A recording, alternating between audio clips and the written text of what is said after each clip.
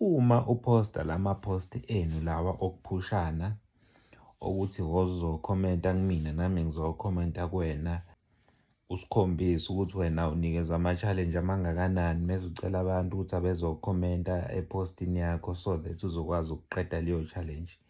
Uma ucela abantu ukuthi abakunikeze ama-stars so that nawe uzobanikeza back.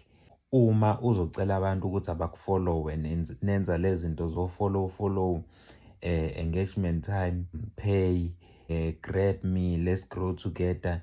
Uma wenza any of lezo zinto, yazi ukuthi i-account yakho uyayibulala uyayiqeda.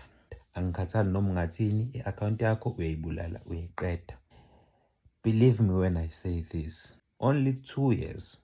U-2 years ngibona ukuthi as from today nje waku-2026 umanje usaqala.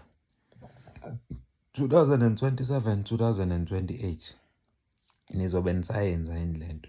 Many of you bazobe sebe-give up-ile because aniyenzi into efunakalayo, nenza nina le nicabanga ukuthi right. Facebook is not about ukuphushana. It's about putting i-content ezogcina abantu ukuthi bahlale kwi-platform.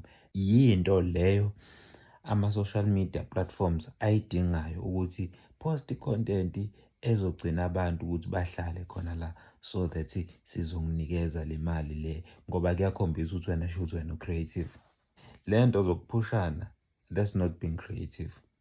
Phela if you can go to imithetho yabo uFacebook le esho ukuthi abantu sibaholela ini, uzobona ukuthi uFacebook uholela because ufuna ube creative. That is why I always tell you guys ukuthi noma ngabe yini oyipostayo make sure ukuthi une-right yayo yokuthi uyiposte noma i-create wena. Maya i-create wangowena akube some sort of i-reason yangempela eyenza ukuthi uyiposte lento oyipostayo, because at the end of the day you're gonna have a problem. Mina ngine-experience about Facebook monetization, a very big experience. Ayingichomi, nginitshela iqiniso, ngiwenzile amaphutha ngabona ukuthi kufundwa la kanje. Njengamanje into nento enginitshela yona hayi ngoba mhlambe ngizama ukuzenza muhle, ngizama ukuzenza mkhulu, ngizama ukuzenza usiyazi. Yes, I know because I've made mistakes.